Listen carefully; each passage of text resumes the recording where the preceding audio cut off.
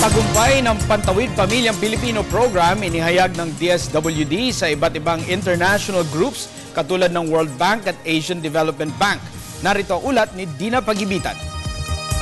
Alinsunod sa layuning mapabuti ang kalagayan ng mahihirap na pamilya, noong Enero lamang ng taon ay naglunsad ang Department of Social and Welfare Development ng isang programang tinawag na Pantawid Pamilyang Pilipino Program o 4Ps. Layunin ng programa ang bigyan ng pagkakataon ang mahihirap na pamilya sa buong bansa na maka-akses sa edukasyon upang maiangat ang kanilang antas sa buhay at bigyan ng regular na serbisyong pangkalusugan ang mga ito.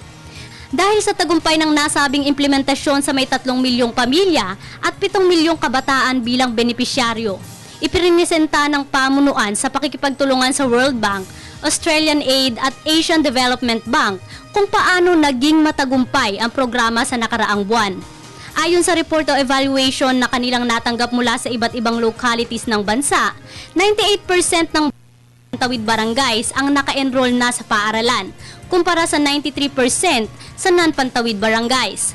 Nagpupunta na rin daw ang mga benepisyaryo sa mga health stations sa kani-kanilang mga lugar. Isa rin ang family development session sa kanilang pinalalawig.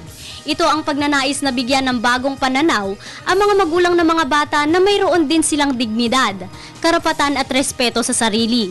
Layon din ito ang turuan ng mga magulang na maging responsable sa kanilang mga pamilya. Siniguro naman ng pamunuan na patuloy ang kanilang pakikipagtulungan sa ibang ahensya ng bansa na maaaring makatulong sa mas maayos na implementasyon pa ng nasabing programa. Pag na-enroll na sila sa programa, they should continue to comply with the conditionalities that have been set for the program by making sure that their children are sent to school and their children are healthy. Para sa Telebisyon ng Bayan, ako, Dina Pagibitan.